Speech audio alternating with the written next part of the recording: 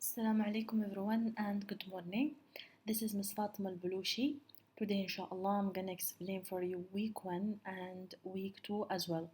We will start talking about the principles of communication, theory of communication, models of communication as well, and then we are gonna talk about the interpersonal communication. We will discuss the analogies of communication and how we can transfer from impersonal communication to interpersonal communication. Also, we will talk about the variables of communication and the factors of attraction, inshallah. Now, let's talk a little bit about communication in general. We cannot live without communication, okay? We cannot separate ourselves or we cannot live in isolation from others. Communication consider a very important things in our life. We need it to make sure that we have a good health. We needed to make sure that everything is fine and to go on with the other changes in the world as well. Now, I'm sure that all of you, if your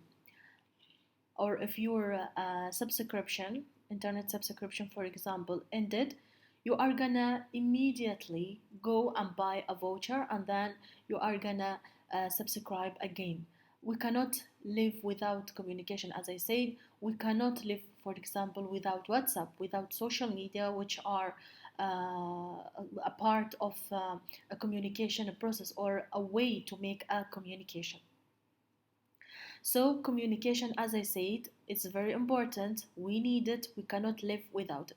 Now, let's start first by talking about the principles of communication. We have, as you see here, 6 principles of communication. The first principle, it says that communication or interpersonal communication is a transactional process.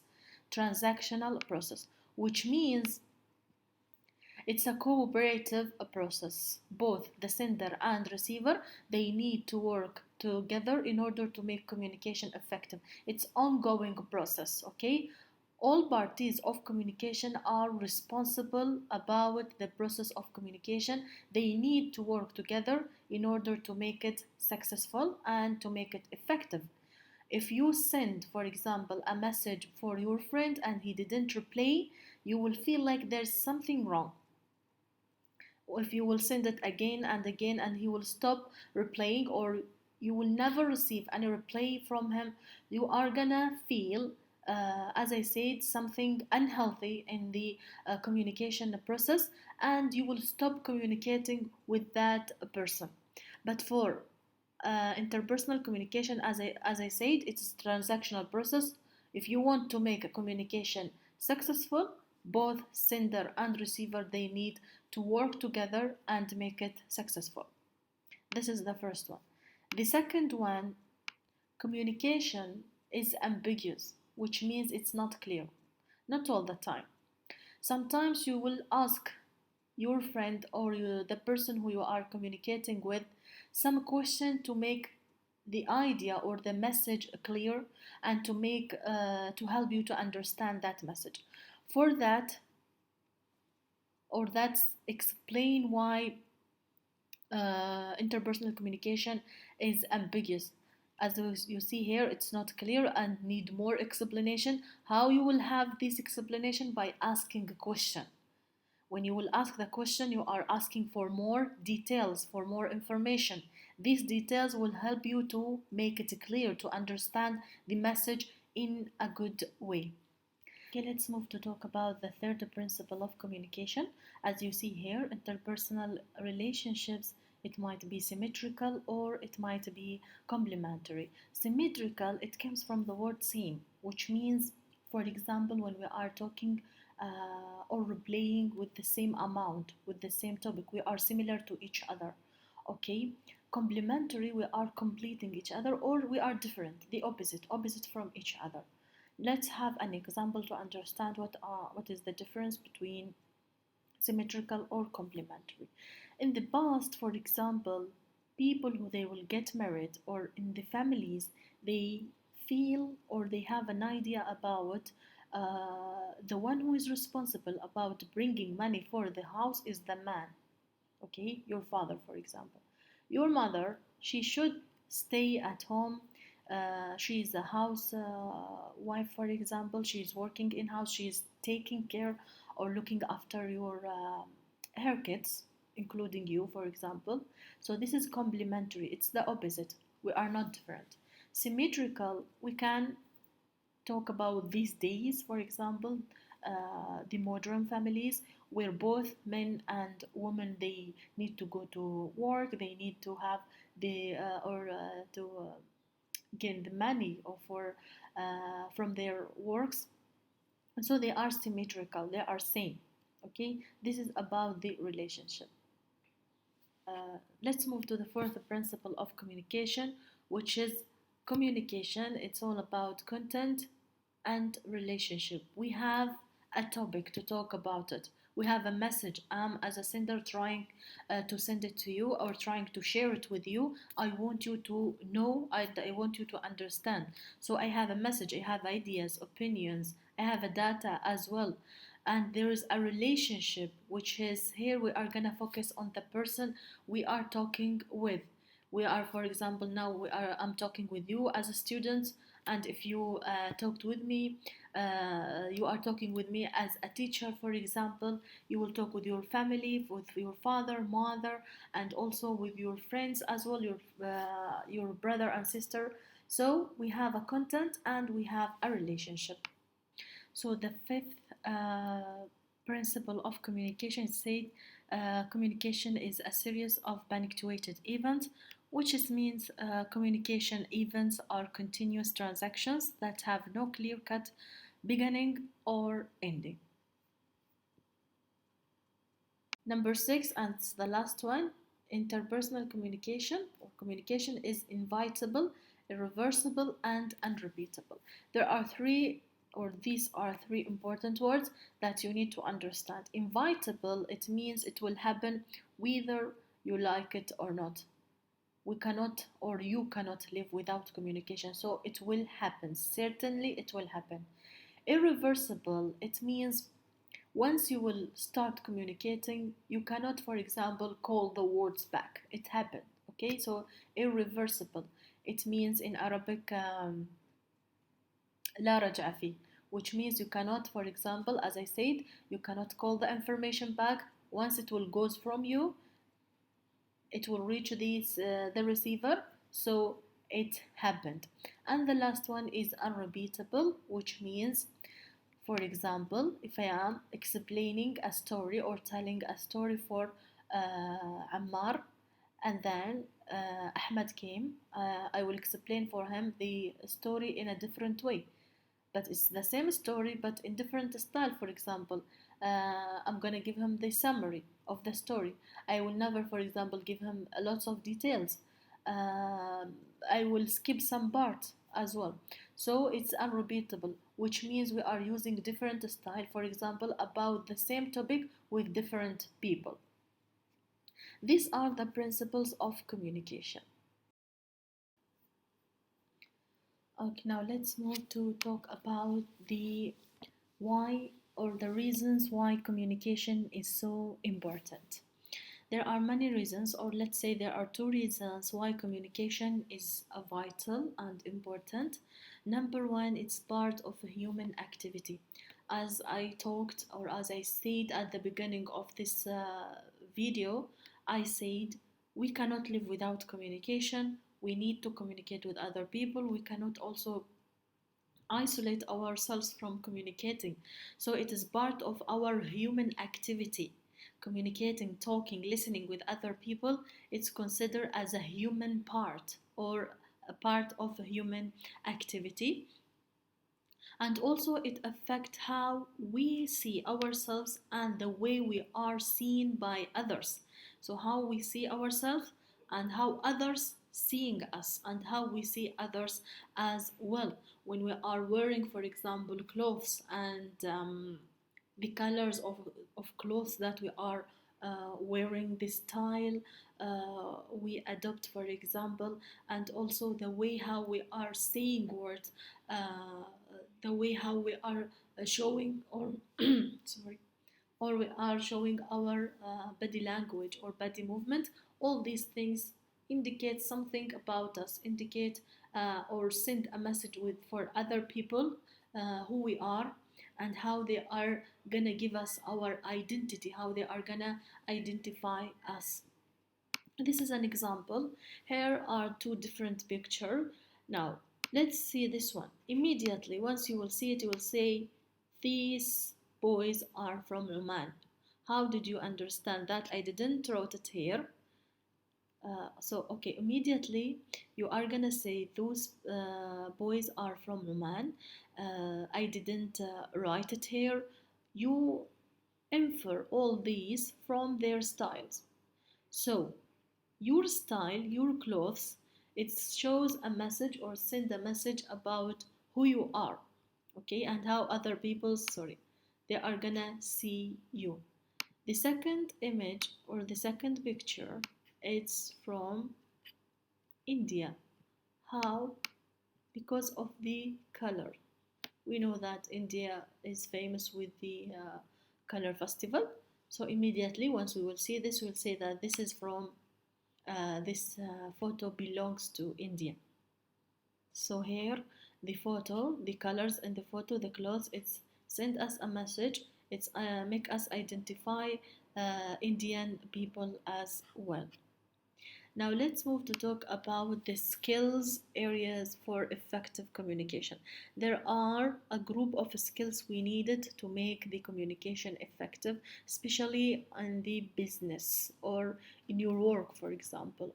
Number one, we need professional writing. When we say professional writing, we mean a writing which is there is no mistake in it. There is no spelling, for example, mistake. There is no grammar mistake. It's professional because it shows a message who you are, the amount of education you have, and also it help the receiver to understand the message immediately. If there's, for example, lots of spelling mistakes, maybe the person who you are talking with or you are sending your message for uh, will not understand the message clearly. Also, we need interpersonal skills for one-to-one interaction and interpersonal skills for a group interaction. For one-to-one interaction, are necessary for dealing with colleagues, for example, the skills that you needed to deal with the clients and with the customers. But the interpersonal skills for a group interaction, for example, those are necessary for working in teams. For example, you need a teamwork skills, you need a leadership, for example, skills, you need making decision skills. So you have different skills. You need to understand it in order to make the communication effective. As I said, professional writing, skills for one-to-one interaction, and skills for a group interaction. Now let's move to talk about what does theory means and what does communication means. Theory, as you say here, or as you see here, sorry, theory as you see here, it's an explanation. This explanation or clarification will discuss or show me why and how a particular things happen. Okay, why and how particular things happen. In Arabic, it means نظرية. So it's an explanation or a clarification. Give me a reasons why something happened and how it happened.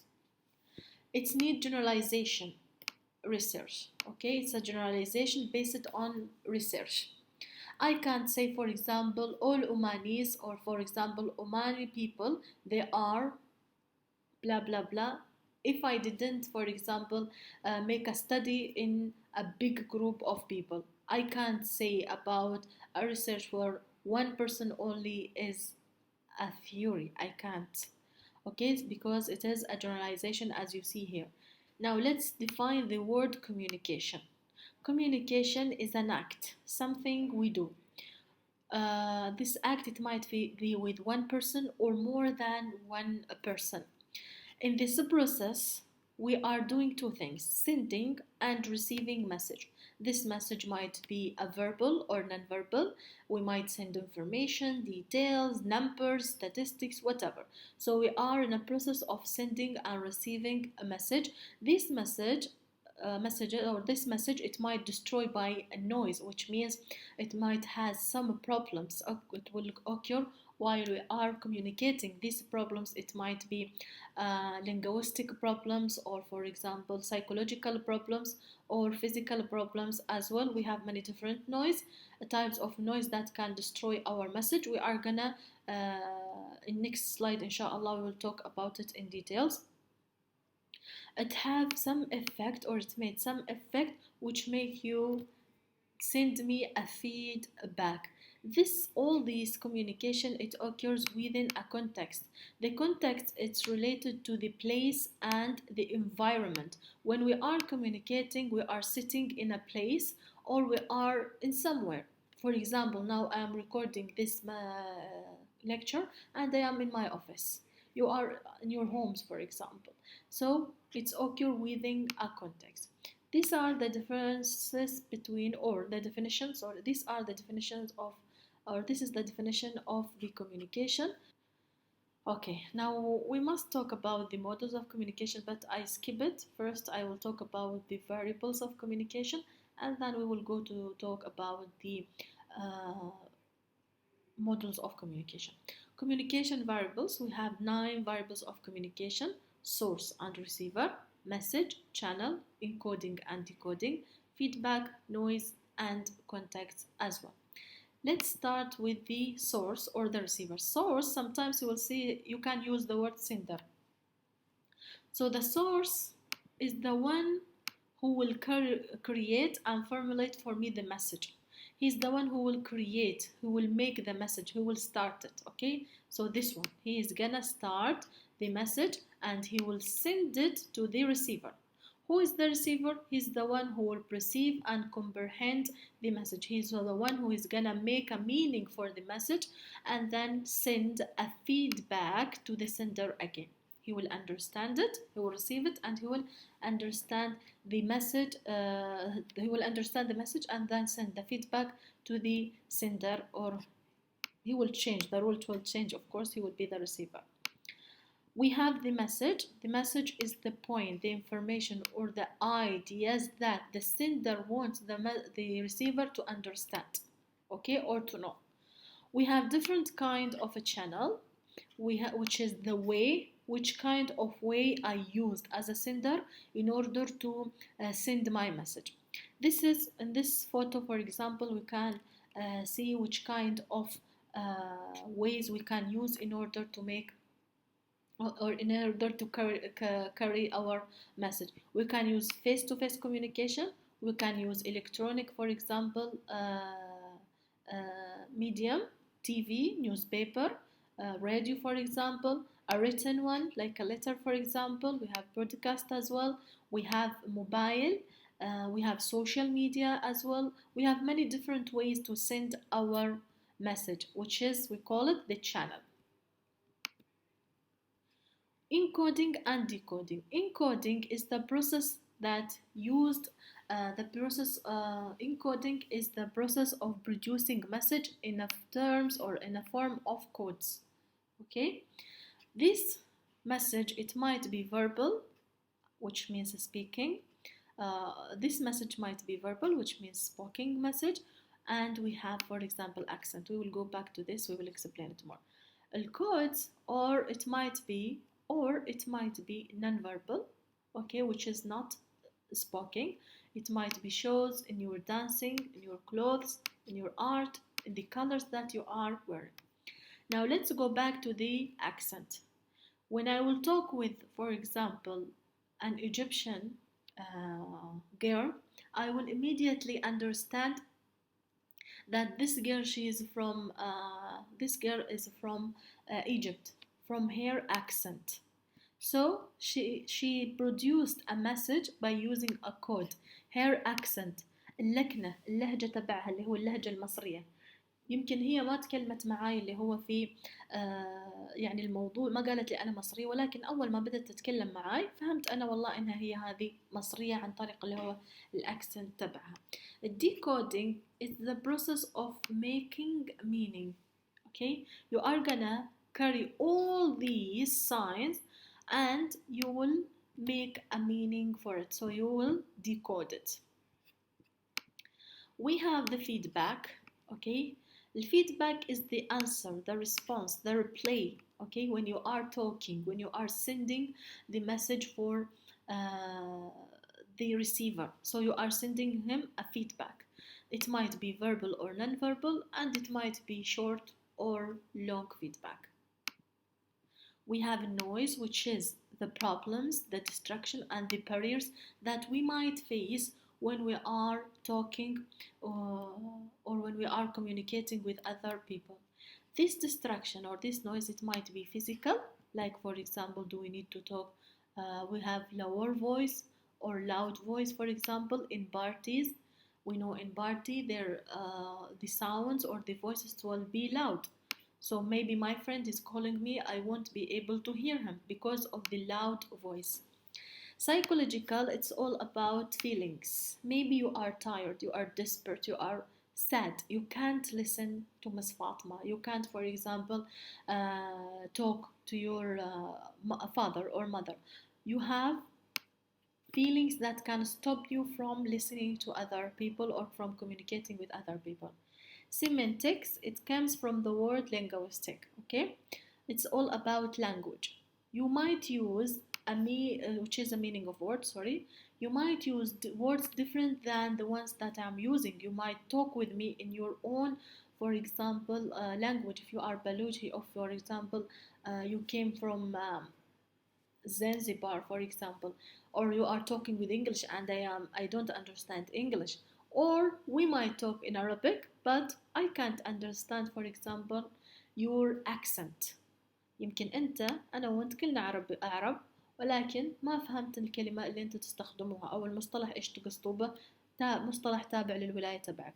So these are the noises we might face when we are communicating. Context is related to the environment or the place. We might communicate in the college, factory, home, street. We have many different examples for the context. Okay, it's the place. Now you need to understand that the context, it can affect يأثر معانا on the form and the content of the communication. في طبيعة أو شكل اللي هو الاتصال، وفي الكونتنت اللي هو المحتوى تبعه. Physical, for example, physical context, we need to consider in physical context, do we need, for example, to talk softly or loudly? Okay. Temporal, here it's all about time. In which time we are communicating? Is it on the downtime? Is it, for example, on the midnight, on the daytime, morning? What particular time we are communicating in it? Social, psychological, it's all about state and seniority. The person who you are talking with, okay? His position. Is he your father? Is he your boss, for example, in the work? Is he your mother? Who is this person who you are talking with? وضع اللي هو الشخص اللي أنت تتعامل معه، اللي هو خاصة ما يكون هو الوضع خاصة ما يكون اللي هو الرتبة، خلينا نقول، أو اللي هو الوضع تبع الشخص. Cultural context as well. Here you are gonna focus on the rules and beliefs. For the cultural context, we have two things, okay? We have low context culture and we have high context culture. Low context culture, for example, we have, as you see here, in America. And high context culture, we have Oman. What's the difference between low context culture and high context culture? In low context culture, they have less concern about social norms and tradition. Okay, they don't care about tradition a lot. Unlike the high context culture, we care about tradition, we care about rules, beliefs, and all these things. Those are individual societies. okay, where the person is only responsible about himself and his close family, like his father, mother, and grandfathers or grandparents, for example. They have a high level of freedom, and they have a high level of crimes as well. Because they have freedom, they have crimes, and because they are individual as well, they have a lot of crimes. Unlike the high context culture, where we have lots of loyalty and duty, we have lots of responsibilities. We are not just responsible about our close family, we are responsible about our aunts, for example, uncles, about grandsons, for example. We have a big family, and we are having a loyalty and duty towards our society as well. So we have less rate of crimes, and we have a social and also the social changes. So these are the communication variables that I want you to understand.